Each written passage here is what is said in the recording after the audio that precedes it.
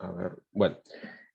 Bueno, pues le agradezco nuevamente pues, la invitación a la maestra Cecilia, al equipo de la Subdirección de Innovación, a la dirección del centro por permitirme llegar hasta ustedes por este medio, que es súper interesante poder tener una audiencia de esta manera. Y bueno, ya me presentaron, yo soy el doctor Felipe Caballero Briones, soy investigador del CICAT Altamira desde hace 22 años. Somos de los que llegamos aquí a fundar el centro hace 22 años. Ha sido una experiencia muy interesante de estar eh, avanzando en la construcción no solamente de la infraestructura del centro, la formación de recursos humanos, la vinculación, la difusión de lo que hacemos. Ha sido un camino de crecimiento personal y profesional también para mí, pues para mis colegas, ¿no? Entonces hoy les voy a hablar de los principios del análisis de materiales. Este es un tema muy amplio, no pretendo ser exhaustivo, no pretendo agotar el tema de ninguna manera.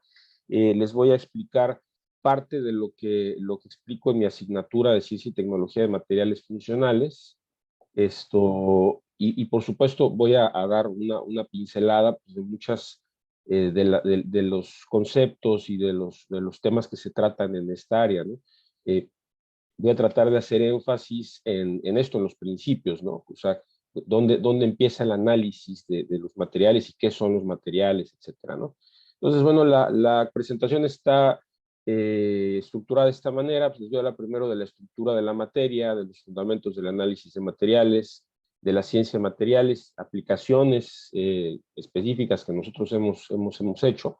Vamos a hacer unas conclusiones, una reflexión rápida. Les voy a platicar muy brevemente del programa de posgrado y de nuestro grupo, ¿no? Para no tomar demasiado tiempo. Los invito a que vayan poniendo sus preguntas en el chat. Normalmente se ponen tímidos a la hora de preguntar, pero bueno, lo que quieran saber, pues no solamente lo pueden poner aquí en el chat, sino eventualmente pues, pueden contactarnos pues, en todos los canales que tenemos.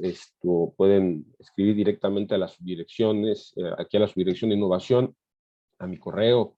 Entonces, para cualquier cosa, cualquier tema que les interese adicional a esto de lo que hablamos hoy, pues, por favor, ¿no? Bueno, entonces vamos a entrar, ahora sí que vamos a entrar en materia, ¿no? ¿Qué es la materia? Sí, sí, vamos a empezar con definiciones. Siempre son muchas letras y luego es aburrido leerlas, por eso les pongo resaltado lo que quiero que quede claro, ¿no? La materia es pues todo lo que tiene masa, ¿sí? En contra de la energía, o sea, bueno, en contraposición a la energía, ¿no? Todo lo que tiene masa es a lo que llamamos materia, ¿sí? Se extiende la materia en cualquier región del espacio-tiempo, o sea, es algo concreto, ¿sí? Algo que es sensible, que puede ser percibido, y que podemos percibir de alguna forma con los sentidos o con medios físicos, con algún instrumento, ¿no?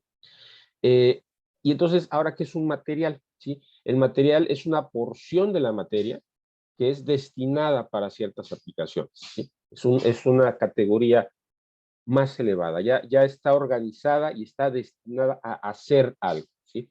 Entonces, entre los materiales que conoce la humanidad, pues están materiales naturales, puede ser la madera, pueden ser el mármol, etcétera, y materiales que el hombre ha ido refinando, extraído de la naturaleza y los ha refinado pensados para algún uso, por ejemplo, los metales, para hacer herramientas, para hacer espadas, para hacer los materiales semiconductores, de los cuales se hacen los chips, de los cuales se hacen las celdas solares, los cerámicos, con los cuales hacemos las tazas, los vasos, todas esas cosas, los polímeros, ¿no? Y ahora, más recientemente, pues hablamos de nanomateriales, de biomateriales, de metamateriales, ¿no? Entonces aquí la clave es la aplicación, ¿sí? Es una parte, es una porción de la materia destinada para ser aplicada en algo, ¿sí? Y hay una definición todavía, una categoría ligeramente, una categoría superior en jerarquía de organización y de complejidad, ¿sí? Que son los materiales funcionales, ¿sí? Los materiales funcionales son aquellos que se utilizan, fíjense, teníamos el uso de un material, pero un material funcional tiene una utilidad debida a sus propiedades funcionales, o sea, ¿para qué sirve? ¿Sí? Por ejemplo, los materiales magnéticos, ¿sí? Un material magnético, pues la magnetita, las ferritas, etcétera, son materiales Y cuando hablamos de materiales funcionales, ya los estamos hablando incluidos, por ejemplo, en actuadores, en memorias magnéticas, en interruptores, etcétera, ¿no? Entonces, ya las propiedades de ese material están pensadas, están dirigidas a una aplicación en particular y se estudian en función de esas propiedades, ¿no? Bien. Entonces, estos son la materia, el material y los materiales funcionales, ¿sí? Ahora, bueno, la materia la podemos ver como pues, una lista del supermercado, ¿no? Tenemos un montón de formas, un montón de escalas, un montón de presentaciones en las que podemos encontrarnos la materia, ¿no? La materia puede estar organizada, si nosotros volteamos a nuestro alrededor, la materia tiene una serie de formas en las que la podemos encontrar que se repite a todas las escalas, ¿sí? O sea, nosotros podemos ver esferas en un microbio y podemos ver esferas en una estrella, ¿no? Podemos ver una espiral en la leche que le echamos al café, cuando se revuelve, eso es una espiral, o la cara de un girasol, podemos ver una espiral en una galaxia, ¿no? Entonces, tenemos la materia en unas presentaciones y en unas escalas, ¿no? Ahora, ¿qué percibimos cómo lo percibimos, ¿no? Pues tenemos los sentidos, ¿sí? En los que voy a abundar más adelante eso, pero los sentidos nos permiten ver, nos permiten oír, nos permiten oler cosas, ¿sí? Percibimos estados de agregación, ¿sí? Lo sólido, líquido, gas, plasma, ¿sí? Hay diferentes formas en las que están. También tenemos sustancias puras, tenemos mezclas, tenemos compuestos, ¿sí? Tenemos un montón de cosas, ¿no? O sea, por eso es una lista del supermercado, ¿sí? Cuando vamos al supermercado, pues vemos cosas puras como las semillas, están todas las semillas juntas, pero vemos también los congelados de, no sé, el arroz con elotes que ya está preparado. Entonces, podemos ver muchas cosas y lo que nos interesa es eh, entender esas formas de organización de la materia y nosotros ahora, como somos una civilización cada vez más compleja, pues le pedimos cosas, ¿sí? Entonces queremos que la materia esté a nuestro servicio y a la carta, ¿no? O sea, queremos que las cosas, que la materia nos sirva para hacer cosas desde el primer hombre que agarró una piedra con una forma para romperle la cabeza a otro, hasta materiales que sirven para hacer cosas, ¿no? Hasta las pantallas touch, que nos permiten con nuestro dedito hacer cosas en un teléfono, en una computadora, ¿no? Entonces, la queremos a nuestro servicio y a la carta, ¿no? Entonces, fíjense lo que les decía de las formas en las que la materia se organiza y se presenta, ¿no? Esta frase que está aquí la leí hace mucho tiempo en el Museo Cosmocaixa de Barcelona, perdón, que es el Museo de Ciencias de Barcelona. Es un museo padrísimo, es un museo interactivo con una serie de exposiciones sobre todas las ramas de la ciencia. Y entrando se encuentra uno esta frase, ¿no? La esfera protege, el hexágono pavimenta, la espiral empaqueta, el cono concentra, etcétera, ¿sí? Entonces, fíjense, las formas en las que se organiza la materia, ¿no? Esta la conocen muy bien, pues es el coronavirus, es el SARS-CoV-2, ¿sí? Una esfera, ¿sí? El grafeno, ¿sí? Pero esta esfera, como les decía, este es un virus, ¿sí? Que tiene unos cuantos nanómetros, pero también estas esferas las podemos encontrar, el Sol es otra esfera, ¿no? Entonces podemos ver la diferencia de escalas, ¿no? El grafeno también es una forma organizada, es un hexágono, fíjense, está empaquetadito, por eso se dice que pavimenta, pero también el panal de abejas lo es, ¿no? Y es otra escala. Y también la forma hexagonal de los panales tiene su razón de ser, ¿no? Es la manera más compacta de organizar algo, ¿no? La espiral, sí, que abarca eh, el ADN, un resorte, diferentes cosas se ponen en espiral. El tornillo, inventamos los tornillos y le dimos una cuerda helicoidal para poder entrar en un objeto, y los fractales, ¿no? Entonces, son cosas que observamos a todas las escalas, ¿no? Ahora, eh, ¿cómo medimos, no? Porque nos interesa también darle magnitudes a las cosas, ¿no? O sea, de una manera intuitiva, de una manera empírica, nosotros podemos decir grande, pequeño, largo, corto, caliente, frío, pero en algún momento nos ha interesado medir, ¿sí? Y básicamente al ser humano le ha interesado medir y sacar números, pues usualmente por un interés económico, ¿no? Necesitamos medir el campo, ¿sí? Para saber cuánto le toca a cada quien, necesitamos medir cuántas arrobas de grano cultivamos en ese campo para pagarle un tributo al rey, necesitamos, ¿no? Etcétera, ¿no? O sea, necesitamos medir cosas, ¿sí? Para poder darle números, darle cuantificar, ¿no? Y entonces pues, ha habido un montón de sistemas de medición, uno por cada civilización, pero no es sino hasta la Revolución Francesa, en el siglo XVIII, de la cual heredamos muchísimas cosas, pero entre ellas, una de las más interesantes es el sistema métrico decimal, ¿sí? El sistema métrico decimal, como ustedes saben, está estructurado en potencias de 10, ¿no? O sea, 10 a la 0, 10 a la 1, 10 a la 2, 10 a la menos 1, 10 a la menos 2, etcétera, ¿no? Entonces, el sistema métrico decimal inventan, se dice, bueno, vamos a crear un patrón, ¿sí? Algo contra lo cual comparar todo, que a partir de aquí, digamos, este es el inicio de la escala, ¿no? Este es contra lo que se va a comparar, ¿no? Entonces, se definió en un momento dado el kilogramo patrón, que es este cilindro que está aquí metido en varias campanas, que es una masa de iridio platino. El iridio platino es una aleación sumamente estable, ¿no? Entonces es una de las características de un patrón, tiene que ser muy estable.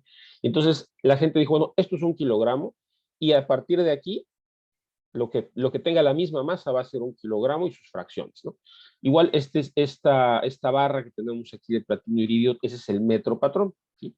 Entonces todas las reglas del mundo, las cintas métricas, se comparaban contra esta barra de platino iridio que están en Francia en la oficina de pesos y medidas, ¿no? Entonces, conforme se adoptó el sistema métrico decimal en todo el mundo, salvo en los países anglosajones que tienen el sistema imperial o inglés, estos fueron los patrones. Ahora hay otros patrones de masa y hay otros patrones de longitud que son más reproducibles y más seguros, ¿no? Se definen como una fracción de una longitud de onda, que se definen como la fracción de la masa de un átomo, etcétera, ¿no? Pero bueno, entonces a partir de este sistema de medición, ¿sí? Se construyen una serie de unidades con las cuales podemos medir cosas y podemos darle magnitud, o sea, darle nombre y darle a la magnitud que queremos medir. La magnitud es qué medimos. Por ejemplo, la masa, la longitud, el tiempo son magnitudes y el kilogramo, metro, segundo son las unidades en las cuales expresamos esas magnitudes. ¿Ok? Entonces, bueno, entonces hay las unidades fundamentales del sistema internacional, que son estas que están aquí, y las unidades derivadas, ¿no? O sea, si la masa es la unidad fundamental, el volumen, que es la masa al cubo, pues esa es la unidad derivada, y así sucesivamente, ¿no? Esto bueno, lo han de haber visto seguramente en algún momento de su carrera, ¿no? Bueno, entonces, dado el sistema métrico decimal, decíamos que está expresado en potencias de 10, ¿no? Entonces, la manera en la que se expresan esas potencias, pues son de 10 a la 0, por ejemplo, si hablamos de longitud, hablamos de que el metro es 10 a la 0, un metro es 10 a la 0, ¿sí? Ahora, los prefijos a que van aumentando, pues son deca, hecto, kilo, etcétera, que son sucesivamente 10 a la 1, 10 a la 2, 10 a la 3, peta 10 a la 15, iota 10 a la 24, ¿sí? Y hacia abajo, ¿no? Fracciones de la escala, ¿no? O sea, 10 a la menos 1, 10 a la menos 2, 10 a la menos 9, que es nano, o sea, todo lo que querramos expresar como nano, pues es 10 a la 9 metros, son nanómetros, 10 a la 9 kilogramos, son, etcétera, ¿no? Gramos, perdón, son nanogramos, y así sucesivamente, hasta 10 a la menos 24, ¿no? Dirán, bueno, ¿qué se mide en 10 a la menos 24? Por ejemplo, el peso de un átomo de hidrógeno es un yoctogramo, 10 a la menos 24, ¿sí? Entonces, sí se usa, ¿no? O 10 a la 24 es el peso de la Tierra, la masa de la Tierra, para que vean otra vez todas las escalas, ¿no? ¿Qué es esto que les muestro con esta figura? Sí, son todas las escalas, tenemos materia organizada en todas las escalas, ¿no? ¿Sí? Estos son algunos ejemplos, ¿no? Bien, decíamos también, bueno, la materia no solo la percibimos a diferentes escalas, sino en diferentes estados de agregación, ¿sí? Los estados de agregación son los que conocemos, el sólido, el líquido, el gas, el plasma, ¿sí? Y los condensados de Bose-Einstein. Pues aquí tienen, ¿no? Este es agua en sus estados de agregación que conocemos a presión atmosférica, ¿sí? Y para pasar de un estado a otro, pues hay procesos y hay energía, ¿no? O sea, para pasar de agua líquida a agua sólida, pues tenemos que bajar la temperatura y enfriamos. Para pasarla a gas tenemos que calentar, para regresarla a líquido condensamos, para generar un plasma ionizamos, etcétera, ¿no? Entonces, la materia está constantemente en cambios de estado. Y bueno, ya que está la materia, ya que tenemos ahora sí que la materia en nuestras manos, ¿de qué está hecha la materia? ¿Sí? ¿Cuáles son los ladrillos fundamentales? ¿Cuáles son los bloques a partir de los cuales se construye la materia que observamos, ¿no? Los griegos hace 3000 años, más o menos, se plantearon este problema, ¿no? ¿De qué está hecha la materia, ¿no?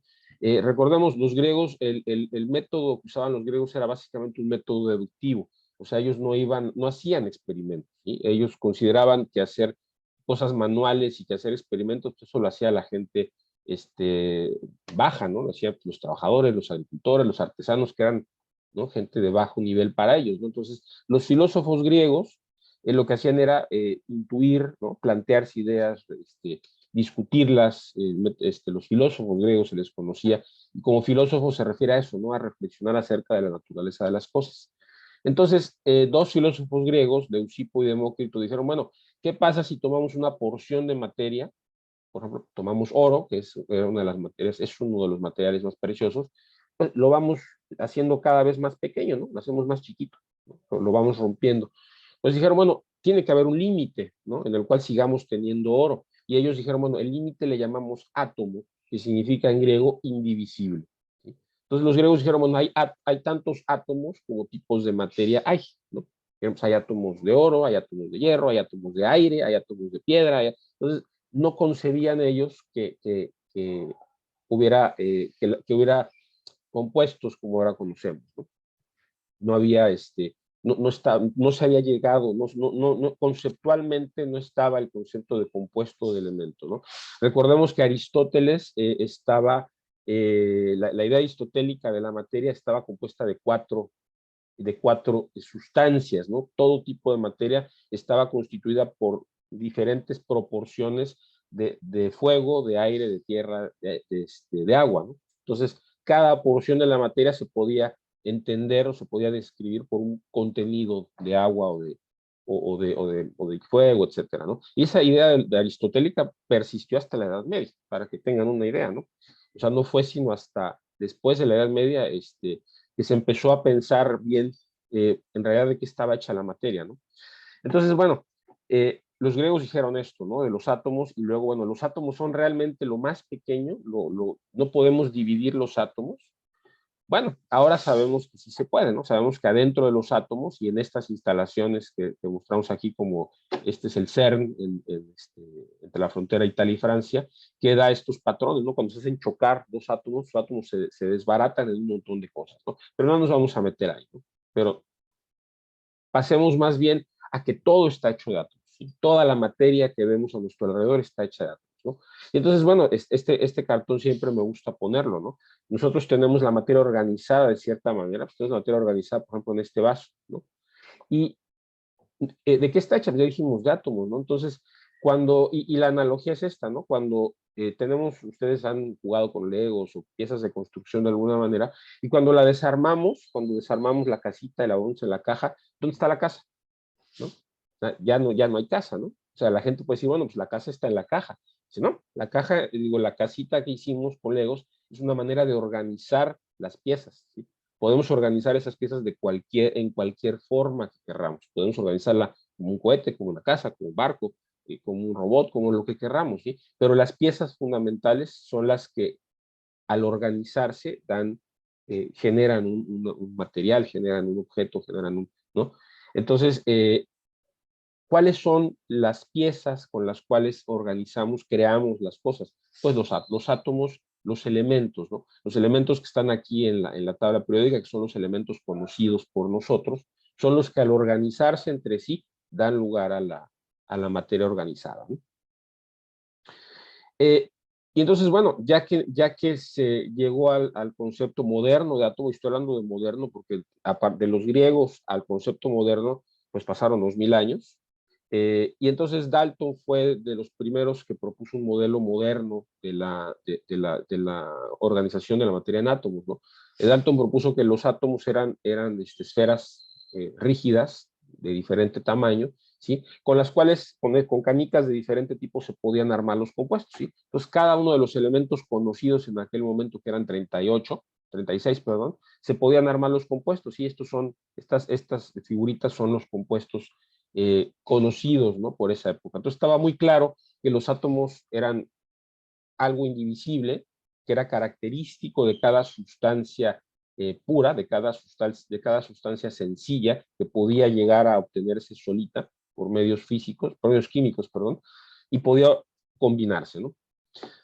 Después se descubrió la carga, ¿sí? Y al descubrirse la carga se propuso el modelo de Thomson, que básicamente la literatura lo refiere así como el panqué de pasas, en el cual las pasas son electrones que están embebidos en una masa positiva, ¿sí? Están ahí metidos, ¿sí? Entonces este modelo de Thomson, aunque no me lo crean, se sigue utilizando. Se utiliza para hacer modelos cuánticos, ¿no? Después, bueno, vino un experimento que se hizo en el cual se le lanzaban cargas positivas a un átomo de oro, a una lámina de oro, y entonces resulta que algunos de esas cargas positivas rebotaban y otras no. Y entonces se creó el modelo de Rutherford, que es este que siempre representamos como el átomo. Cuando queremos representar un átomo, hacemos esto, ¿no? Los electrones girando como planetas alrededor del núcleo positivo, ¿no? Entonces este modelo dirán, bueno, pues ya se superó con el siguiente modelo que era el de Bohr, pero no, ahorita les voy a enseñar que no. Ahí todavía se utiliza para algunas cosas, ¿no? Después se creó otro modelo que es el de Bohr, del cual les voy a hablar más largamente en un momento, ¿no? Y bueno, también, como les decía, en aceleradores de partículas se descubrió que el átomo tiene estructura interna, ¿no? Lo podemos romper el núcleo y podemos ver cosas adentro de él, ¿no? Bien. Y entonces, ¿y el análisis de materiales qué? O sea, ¿dónde está el análisis de materiales al cual venimos a hablar aquí? Bueno, pues empecemos con los sabores y los colores, ¿no? Y aquí les quería voy a cerrar mi cámara aquí, la voy a abrir en el teléfono, y les voy a enseñar un par de cosas. Bien, ahí se ve la cámara. Creo que sí, ¿verdad? Bueno, la primera, así ya me vi aquí. La primera manera de analizar un material es con nuestros sentidos, ¿sí? Eh, en un mundo donde no hay instrumentos, o bueno, habiéndolos, lo primero que tenemos que hacer es observar qué es lo que tenemos enfrente de nosotros, ¿no? Entonces, con nuestros sentidos podemos observar, por ejemplo, eh, estos dos recipientes, ¿sí? Ay, no se ve muy bien, pero permítanme. Ayer ensayé esto cuidadosamente. Sí, miren, aquí ustedes pueden ver, ahí, ¿dónde está? Para acá. Sí. Uno de los dos es más oscuro que el otro, ¿no? Entonces podemos decir, bueno, el que está más oscuro tiene una mayor cantidad de colorante, ¿no? Entonces, intuitivamente o con la vista podemos definir concentración, podemos estimar la concentración de algo, ¿no? También podemos ver cosas como la dureza, ¿sí? Por ejemplo, este es un mineral duro, este es una escoria de fundición de mina, ¿sí? Podemos decir, ay, ¿dónde está la cámara? Caramba, aquí está. Podemos decir, bueno, tenemos una cosa dura, tenemos un material duro, un material que es poroso, ¿sí? Y en contraposición podemos tener este otro mineral, esta otra roca que podemos definir su color, podemos decir es verdoso, tiene vetas, podemos decir se rompe fácilmente, fíjense aquí le rompí un pedacito, podemos definir la dureza, podemos decir cómo se rompe en astillas, ¿sí? Hay cosas que se rompen en escamas, hay cosas que se rompen, ¿no? de otras formas. Ese es otra vez sentido del tacto, sentido de la vista. Podemos decir, bueno, este cubito, podemos preguntarnos de qué es, pues decir, pues a lo mejor es de plástico, ¿no? Porque parece parece esas figuritas que hacen con bolsas de colores fundidas, ¿no? Entonces, es decir, a ver, ¿será de plástico? Lo golpeamos con una roca y no suena plástico, ¿no? Entonces, pues no es de plástico, es de otro, es de un mineral, ¿no? También, pues, esta otra figurita, diríamos, pues, ¿será de plástico? Pues, ¿no? Tiene el sonido característico de la madera. Entonces, ahí está nuestro sentido del oído, ¿no? Decimos, bueno, esta sustancia que parece cornflakes, ¿no? Son unas hojuelas, pues, ¿qué será? Pues primero vemos son hojuelas amarillentas, ¿no? Entonces podemos olerla con cuidado, porque nunca debemos oler nada metiendo la nariz, sino aspirando. Huele a azufre, ¿no? Oye, pues debe de ser una sal de azufre que cristaliza, que es polvo, que no se hace, que no se licúa, pues es sulfuro de sodio, ¿no? Y así sucesivamente, ¿no? Podemos ver otra propiedad, que es decir, esta balita de plástico, creo que se congeló un poco la cámara, o me congelé yo.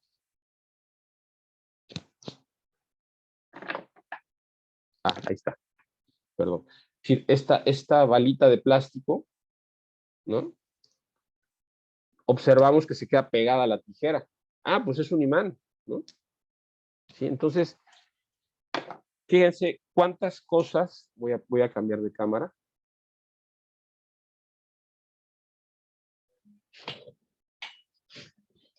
¿Cuántas cosas podemos decir, podemos analizar únicamente utilizando nuestros sentidos, ¿no?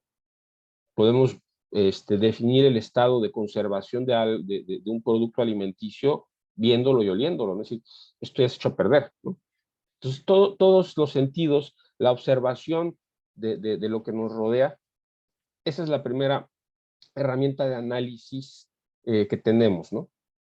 El gusto, sí podemos, bueno, ya no lo voy a hacer, pero podemos decir, esto es sal, o es azúcar, o es stevia, ¿no? El gusto nos permite saber cosas también, nos permite analizar cosas, ¿no? Entonces, de hecho, muchos de los aparatos de medición que siempre nos impresionan y nos gustan ver, en realidad son extensiones de nuestros sentidos, ¿sí? O sea, en realidad son cosas que, digamos, instrumentos, invenciones que permiten ver rangos, por ejemplo, rangos mayores del espectro electromagnético, niveles de luz mayores que el que podemos percibir con los ojos, o medidas de la presión mayores que la que podemos ejercer con nuestro cuerpo, etcétera, ¿no? Entonces, eso es el análisis instrumental, ¿no? Extensiones de nuestros propios sentidos para ver más cosas, ¿no?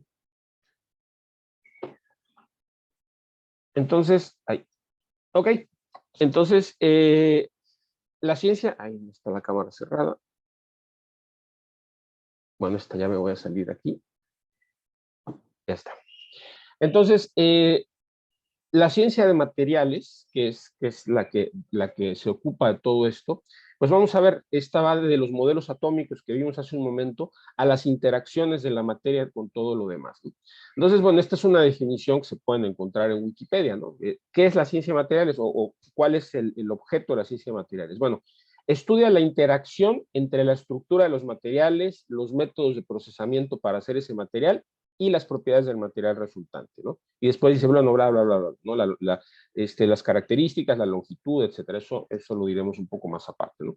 Pero esta es la base de la ciencia de materiales, ¿sí? La relación que hay entre la estructura, los métodos de procesamiento y las propiedades de material resultante, ¿sí? Y como ejemplo siempre les pongo esto en clase, ¿sí? La ensalada. Dirán, chihuahuas, ¿por qué la ensalada, no? Bueno, fíjense, ¿no? ¿Qué es la ensalada? La ensalada es un plato que está hecho de varias cosas, ¿no? Sí, tenemos cosas frías, lo aderezamos, le ponemos, ¿sí? Tenemos aquí una ensalada de atún, tenemos aquí un ceviche, ¿no? Dice, bueno, ¿y esto qué tiene que ver, no? Pues vamos a la receta, ¿no? ¿Cómo se prepara la ensalada, no? Bueno, la ensalada de atún, pues cortamos los tomates, la lechuga, el huevo, le echamos el atún, le ponemos vinagre, sal y sirva de inmediato, ¿sí? Y después, el ceviche, ¿cómo lo hacemos? Pues cortamos la cebollita, el jitomate, mezclamos con los camaroncitos ya cocinados, hervidos, le ponemos jugo de limón o vinagre, ¿no? Le ponemos sal, lo dejamos reposando y lo servimos frío. Y esto, ¿qué tiene que ver con los materiales? Fíjense, si nosotros vamos a pensar en el ceviche, si nosotros no cocinamos los mariscos, por ejemplo, los camarones, pues decimos, no, pues es que el limón los cuece, ¿no? Bueno, pues ahí pasan varias cosas, ¿no? Primero que el limón, pues sí, macera la carne, pero tampoco mata a los bichos, ¿no? Entonces nos podemos morir de cólera. Pero, por ejemplo, ¿qué pasa si añadimos hasta el final la cebolla y el jitomate? Pues que cuando nos comamos el ceviche, la cebolla y el jitomate van a estar completamente crudos. Si hay gente que no le gusta que la cebolla esté completamente cruda, ¿no? O, por ejemplo, en la otra ensalada. Si en la otra ensalada añadimos primero el atún y luego lo demás, pues se va a hacer ahí un batidillo. O si no servimos de inmediato, todo se va a hacer aguado y ya no va a estar bueno, ¿no? Entonces, la manera de añadir los ingredientes y de cortarlos, por ejemplo, si hacemos el ceviche con trozos grandes de cebolla, la cebolla no se va a macerar nunca, ¿no? Entonces, la manera en la que preparamos los ingredientes, la manera en la que mezclamos los ingredientes, la manera en la que servimos el producto final, ¿no? Eso le da las propiedades que a nosotros nos interesan, ¿sí? Entonces, de eso trata la ciencia de materiales, ¿sí? Entonces, la ciencia de materiales, la gente la describe con este tetraedro, ¿sí? En el cual todos los componentes están ligados entre sí, ¿sí? Por ejemplo, la estructura. ¿A qué nos referimos con la estructura? A cómo están organizados los átomos en el espacio, dónde están, en qué formas están en un cubo, en un hexágono, etcétera, ¿no? ¿Qué átomos son, no? Luego, el procesamiento y la modificación, ¿sí? Lo que les decía, lo calentamos, lo enfriamos, lo aplastamos, lo cortamos, y cómo lo procesamos, ¿no? Luego, bueno, estudiar sus propiedades, ¿no? ¿Cómo quedó? ¿Quedó duro? ¿Quedó cocido? ¿Quedó, sí? ¿Y eso para qué sirve, no? O sea, si el tomate, si quedó aguado, pues sirve para hacer puré, si quedó duro, sirve para hacer ensalada, etcétera, ¿no? Y el desempeño, ¿no? Vamos a estudiarlo mientras opera, ¿no? Y entonces todo eso nos permite, por ejemplo, podemos rediseñar el material, podemos modificarlo durante el procesamiento, ¿sí?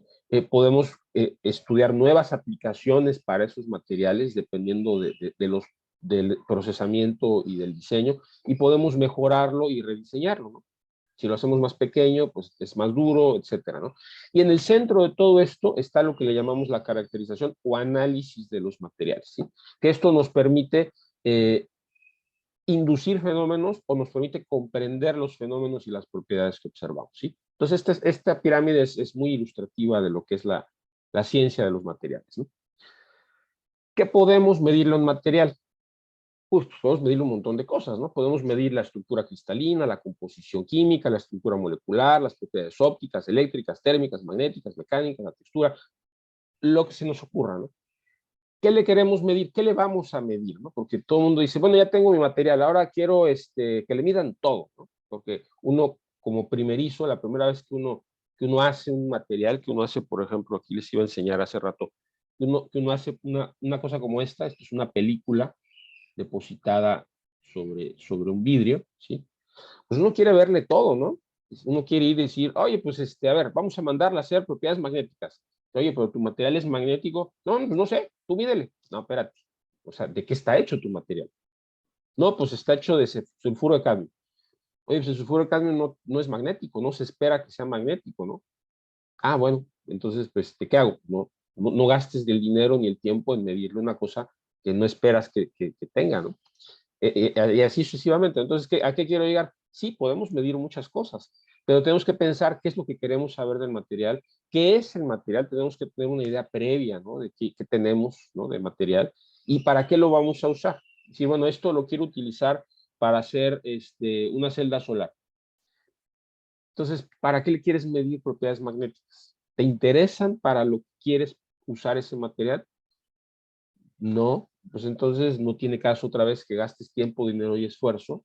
A lo mejor sí tenía un remanente magnético, pero no tiene sentido si lo vas a usar para una celda solar. Bueno, entonces, claro, no quiere decir que no podamos ser curiosos, ¿no? Y probar, ¿no? Pero a veces, pues todas las cosas cuestan, ¿no? Tiempo, dinero y esfuerzo, ¿no? Entonces, si tenemos el equipo magnético con nosotros en el laboratorio, pues, a ver, agarramos una tardecita, probamos y no, pues no da nada. O mira, ¿qué crees? Sí da. Entonces cambia nuestra área de investigación. Decimos, mira, vamos a estudiar las propiedades magnéticas del sulfuro de calcio, ¿no? Pero si no lo tenemos, entonces tenemos que ser racionales también, ¿no? En el uso de los recursos. ¿Con qué podemos medir? Bueno, podemos, recuerden, las técnicas de caracterización, los métodos de análisis son extensiones de nuestros sentidos, ¿sí? Entonces podemos utilizar haces de fotones, ¿no? ¿Sí? Nuestros ojos utilizan haces de fotones para medir cosas, ¿no? Podemos ver el color y la forma usando haces de fotones que interaccionan con el material, ¿no? El material refleja la luz y se ve blanco, ¿no? Con todo el espectro electromagnético, ¿no? Aquí está, aquí lo puse, ¿no? Que va desde los rayos cósmicos hasta las frecuencias extremadamente bajas, las ondas milimétricas, etcétera, ¿no? Las ondas de radio, ¿no? Entonces aquí están, ¿no? Los haces de fotones, las microondas. También podemos utilizar otros haces de otras cosas, como los haces de iones o partículas, ¿sí? Podemos lanzar partículas cargadas o simplemente partículas aceleradas hacia un material. Podemos utilizar haces de electrones, que tienen la ventaja de que tienen una longitud de onda mucho más pequeña que la luz. Nos podemos ver otras cosas, podemos ver también propiedades eléctricas utilizando electrones. Podemos utilizar sondas sólidas, ¿sí? Una aguja, ¿no? O una punta, ¿sí? Si nosotros queremos medir dureza, pues aquí tenemos una medida de la dureza, así con la uña, ¿sí? Raspándolo también tenemos una medida de la dureza, pero puedo utilizar una punta de carburo o una punta de diamante calibrada que me permita ver cuánta fuerza necesito para rayar el objeto, ¿no? Entonces también esa es una sonda sólida. Campos eléctricos, ¿no? A ver, si nosotros ponemos un campo aquí, conduce la electricidad, un campo magnético, ¿sí? Nosotros vimos en el ejemplo que pegándole un imán a un metal, decimos, pues sí es magnético, ¿no? ¿Cuán magnético es, no? Podemos poner un campo y medir la magnetización. Con la temperatura, bueno, lo calentamos y se nos quema, pues sí se quema, o podemos controlarla cuidadosamente la temperatura y ver, ¿sí? Si es un plástico, pues veremos que se empieza a ablandar y hay una transición que nos dice, bueno, este es un termoplástico, un termofijo, etcétera, ¿sí? Y así sucesivamente, ¿no? Entonces, con todo esto podemos medir, ¿no? Estos son los medios físicos con los que podemos hacer una medición, ¿no? Les decía del modelo de Rutherford hace rato, ¿no? El modelo de Rutherford nos decía, bueno, pues ya está superado, ¿no? Ya está el modelo de Bohr, el modelo cuántico, etcétera. Bueno, pero resulta que en el experimento de Rutherford dijimos que se lanzaban haces de partículas cargadas hacia una lámina de oro y algunos de esos haces, de esas partículas rebotaban, ¿sí? Y entonces, esta es una manera de hacer análisis químico elemental. ¿Sí? Nosotros lanzamos haces de partículas a un átomo y las que rebotan, las que se captan en un detector, se reciben en un detector, nos dicen la naturaleza de los átomos que hay presentes y cuánto hay de esos átomos. ¿Sí? Entonces, esta es una técnica muy interesante, se tiene que hacer en un acelerador de partículas necesariamente. Aquí en México hay al menos dos que yo sepa, en la UNAM y en el Instituto Nacional de Investigaciones Nucleares, con la cual podemos medir los átomos que hay presentes con una resolución de partes por millón, ¿no? Entonces, bueno, el modelo de Rutherford tiene la utilidad de hacer esto, ¿no? Después, bueno, la gente en un momento dado se puso a calentar, a observar las estrellas con un instrumento que se había desarrollado, que es el espectrómetro. El espectrómetro se basa en la descomposición de la luz en sus componentes. Alguien tomó alguna vez un prisma, Newton, de hecho, y vio que vista la luz a través de un prisma, la luz del sol, aparecía un arco iris, ¿no? Entonces dijo, mira, son las longitudes de onda. Después se entendió que era la luz que se separaba en diferentes longitudes de onda, ¿no? Entonces la gente empezó a observar cosas, la luz que venía de diferentes cosas a través de un espectrómetro, y entonces, bueno, se observaron las estrellas, ¿sí? Y en las estrellas observaron, por ejemplo, estos espectros de absorción y de emisión, ¿sí?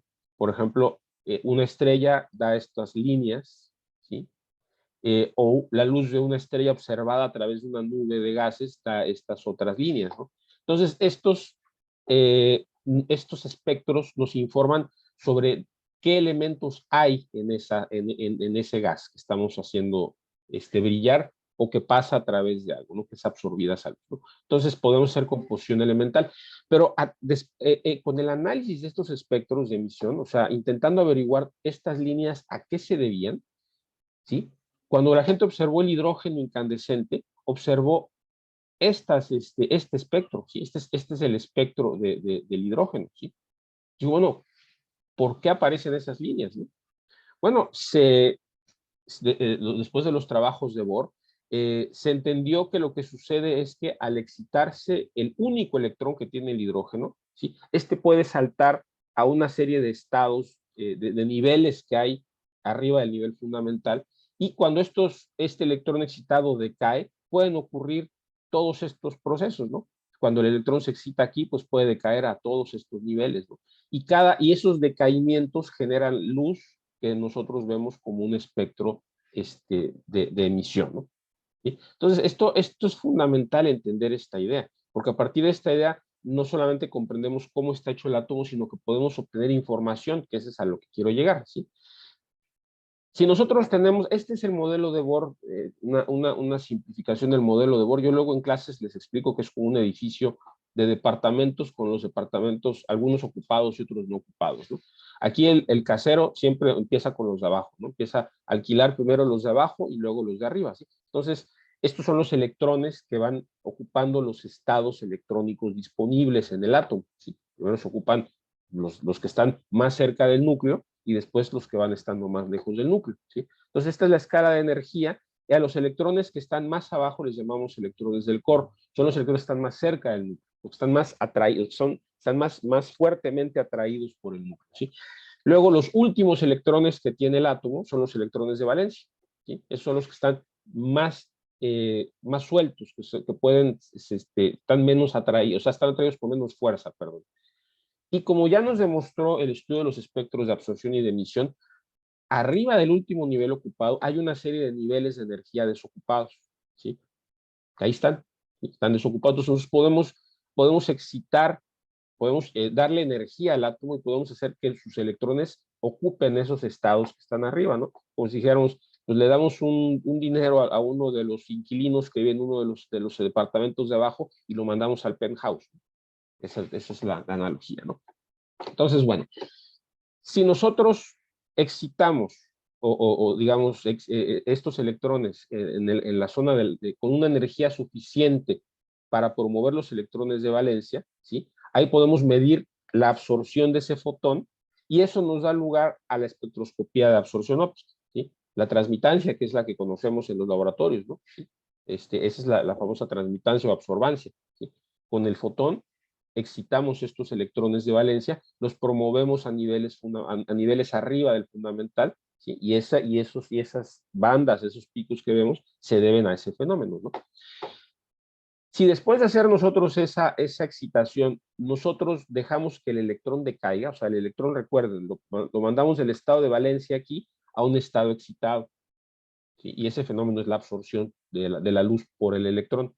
Si nosotros dejamos que ese electrón decaiga, ¿sí? La energía que le devuelve al sistema, porque la energía, acuérdense que se transfiere, no se destruye ni se transforma, se puede generar luz, ¿sí? Porque esta energía pues, se le regresa al medio, y si nosotros medimos la luz que sale de ahí, eso se llama fotoluminiscencia, ¿sí?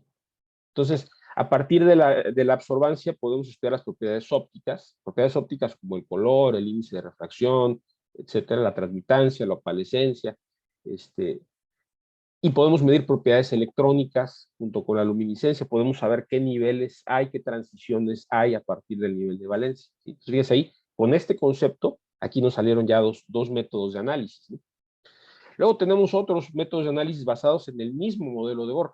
Si nosotros en vez de usar fotones visibles utilizamos rayos X, lo que podemos hacer es sacar electrones del core, o sea, más abajo, ¿sí? O sea, se necesita más energía para arrancar esos electrones, como dijimos antes, ¿no? Los electrones pueden salir de ahí, ¿sí? Entonces si nosotros medimos o registramos esos electrones que salieron de allá del core, ¿sí? Ese método se llama espectroscopía de fotoelectrones inducidos por rayos X o XPS, ¿sí? Entonces, la energía cinética con la que salen esos electrones está relacionada con qué tan fuertemente estaban agarrados al núcleo y está relacionada con qué átomo es, si cada átomo da una huella digital en un espectro XPS. ¿Sí? Entonces podemos decir, pues este es un átomo de cadmio, un átomo de sodio, un átomo de lo que ustedes quieran, y está unido con alguien más, ¿sí? Porque esa energía a la cual sale el electrón está relacionada con quién está pegado este electrón, ¿sí? Entonces, no es lo mismo un oxígeno que sale de un óxido o que sale de un hidróxido o que sale de agua. Entonces, podemos ver eso, ¿no? Entorno químico. Si nosotros medimos, bien, aquí salió el electrón, ¿no? Pero puede ser que, fíjense, cuando aquí este electrón salió de aquí, aquí quedó un agujero, ¿no? Normalmente esos agujeros son inestables, ¿no? No le gusta a la estructura tener un agujero ahí, ¿no? Entonces los electrones pueden decaer a ese agujero y ese decaimiento va a dar radiación de rayos X, va a dar lo que se llama fluorescencia de rayos X, ¿sí? Entonces si nosotros estudiamos esa luz que sale de ahí, ¿sí? Nosotros podemos, esto es una técnica que se llama espectroscopía de absorción de rayos X, ¿sí?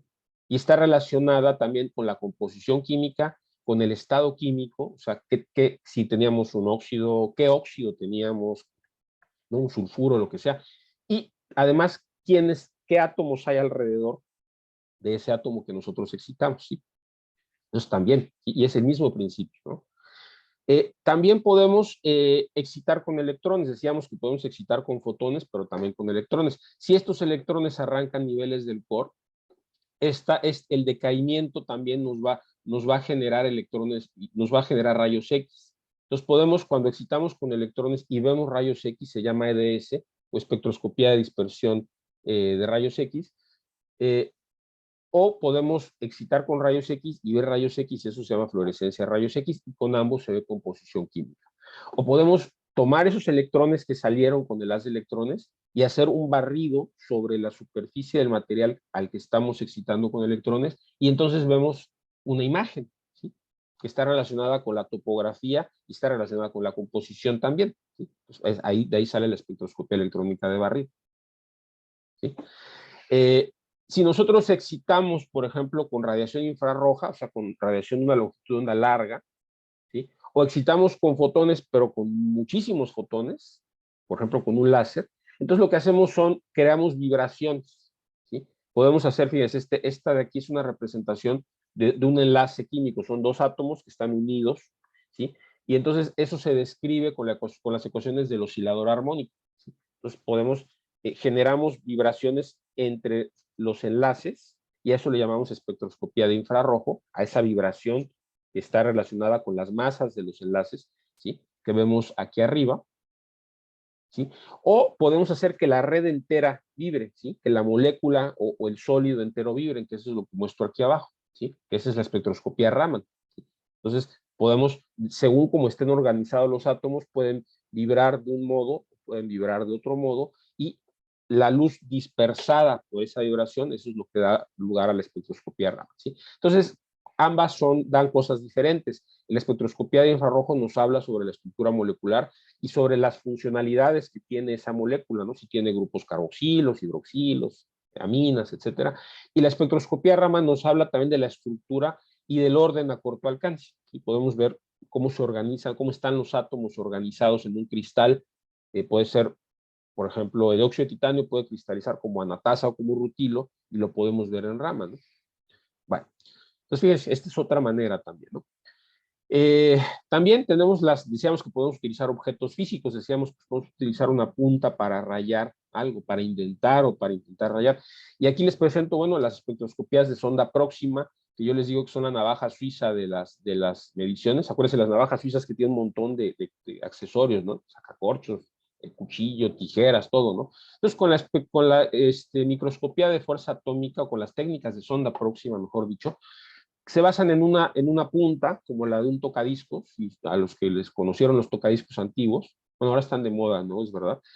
Pues la punta barre la superficie, ¿no? Y al barrer la superficie puede crear un mapa, ¿no? Bidimensional de las alturas, ¿no? Entonces, cada barrido pues, crea un perfil, aquí como les muestro aquí, un perfil de las alturas, Y al sumar todos esos perfiles, pues nos sale un mapa, ¿no? Entonces, bueno, aquí tenemos, estas son algunas imágenes que salen de ahí, pero nosotros también podemos hacer más cosas. Si aplicamos un campo eléctrico entre la punta y la muestra, podemos ver una imagen eléctrica, o sea, si la superficie conduce la electricidad o no. Si nosotros hacemos un barrido de ese voltaje, podemos ver una curva IV, podemos ver si es un conductor metálico, si es un semiconductor, etcétera. Podemos, si la punta es magnética y la muestra es magnética, podemos ver propiedades magnéticas, ¿no? ¿Sí? Estas son imágenes de una cinta de cassette, ¿sí?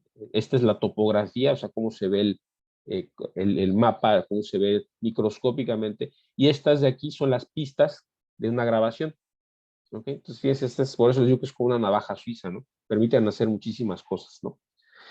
Y bueno, los rayos X, aparte ya dijimos que podemos ver composición química, por ejemplo, pero sirven para más cosas que para ver los esqueletos, ¿no? Que tenemos aquí arriba es el fenómeno de difracción de rayos X en un cristal.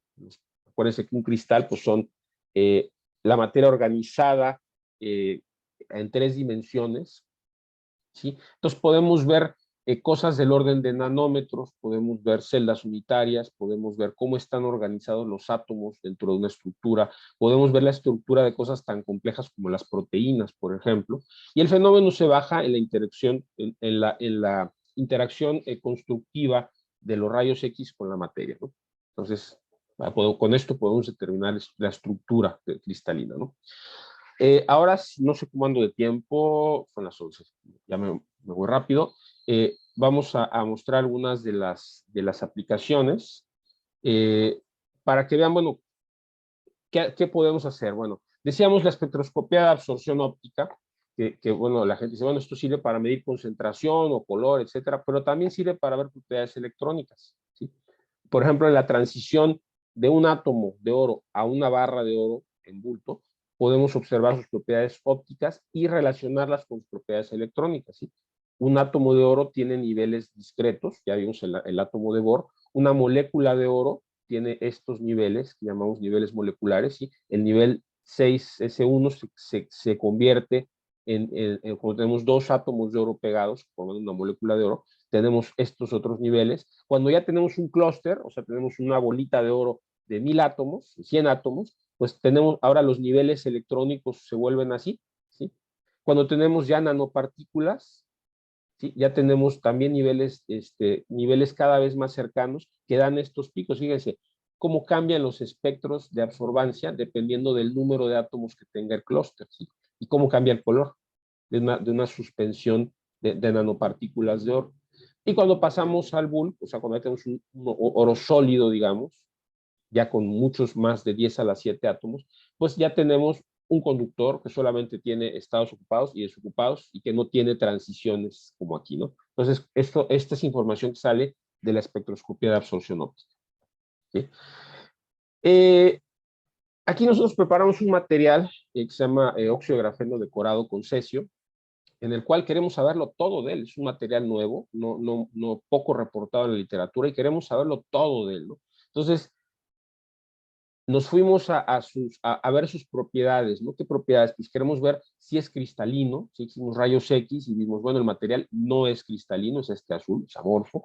Queremos ver si tiene grupos funcionales después de haber metido el cesio dentro del óxido de grafeno, y no, resulta que casi ya no tiene grupos funcionales. Este era el óxido de grafeno, y después que le metimos cesio, prácticamente ya no quedan, o sea, el óxido de grafeno se redujo.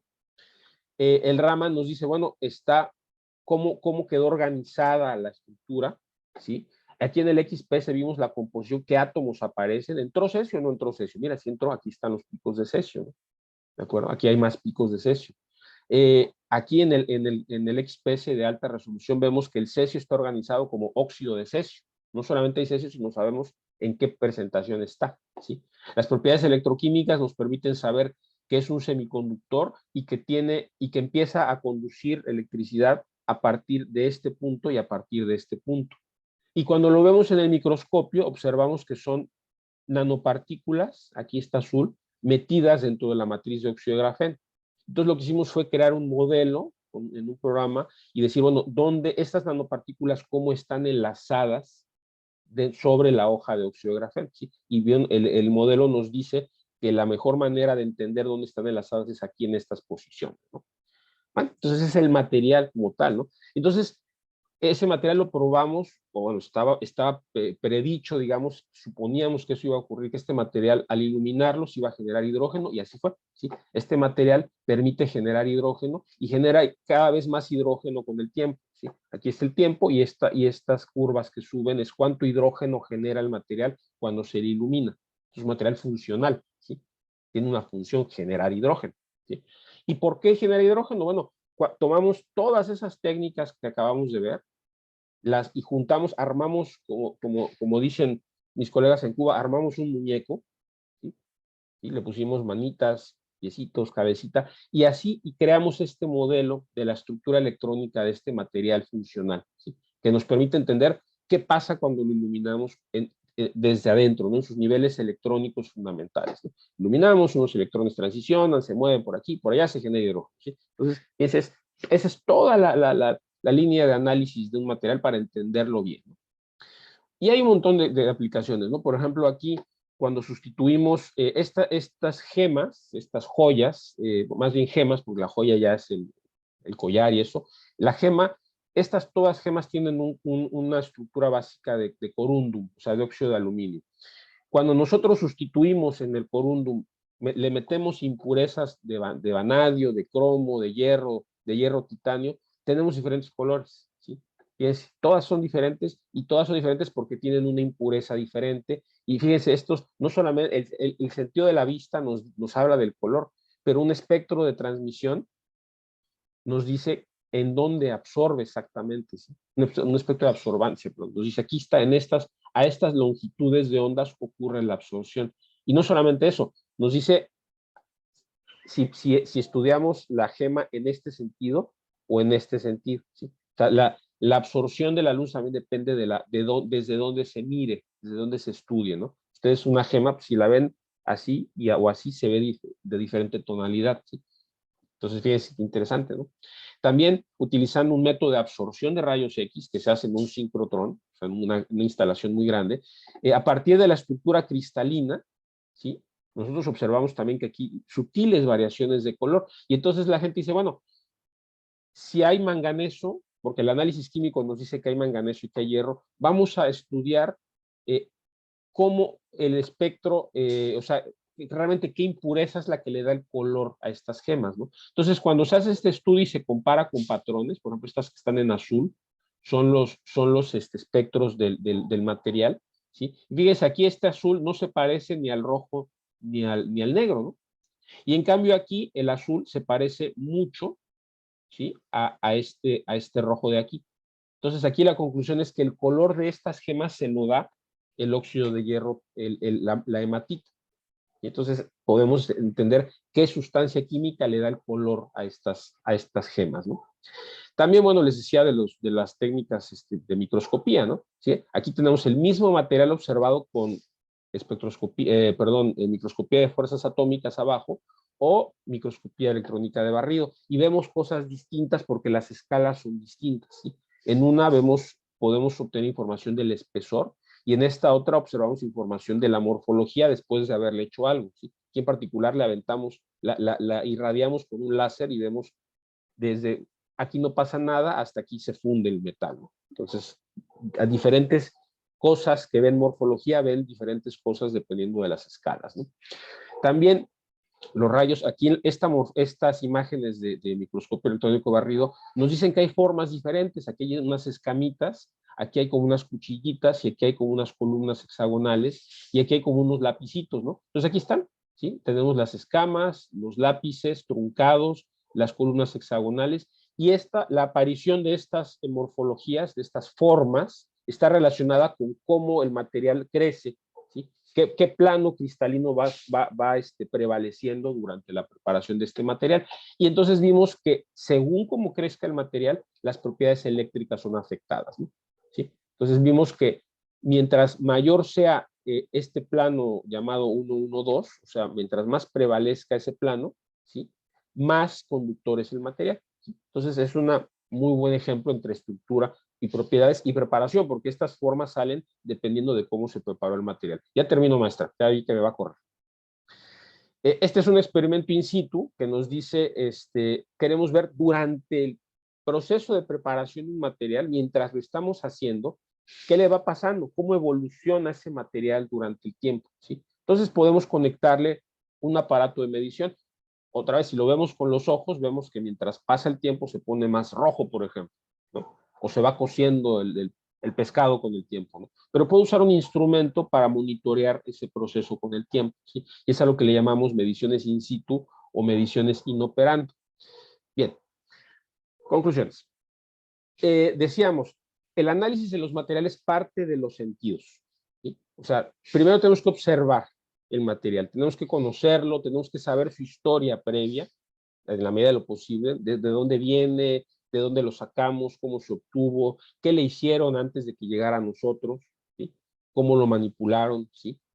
Y entonces dijimos que el análisis instrumental, como extensión de nuestros sentidos, ¿sí? Nos permite ver más profundamente los fenómenos, ¿no? Comprenderlos con mayor profundidad, pero también se requiere un conocimiento de la física y de la química y de cómo cómo interacciona la materia con las diferentes herramientas que vamos a utilizar para verla, ¿no? Cómo interacciona la materia con la radiación, con las partículas, con las ondas, ¿sí? Para que nosotros podamos saber de dónde, qué información estamos obteniendo, ¿sí? Y por supuesto, necesitamos conocer conceptos como la precisión, la exactitud, la incertidumbre, ¿sí? Porque claro, si nosotros tenemos una medida y ya tenemos que repetir varias veces esa medida para estar ciertos del valor que obtenemos y cuál es el error de la técnica, ¿no? En obtenerlo, ¿no? Y bueno, para describir bueno, decía aquí también que requiere cierta dosis de intuición, ¿no? Ya que tenemos el material, decir, bueno, ya que lo conocemos, ¿hacia dónde nos vamos a ir? ¿Qué le medimos primero y qué le medimos al final? Porque si le medimos primero una cosa y lo destruimos, pues nos quedamos sin material, ¿no? Entonces tiene que haber una, ¿no?, intuición para ver cómo va. Y finalmente, para describir el material, no solamente es medirlo, sino tenemos que crear un modelo que nos explique todas las mediciones satisfactoriamente, ¿no? O sea, no puede ser que midiéndole muchas cosas al mismo material, la explicación discrepe, ¿no?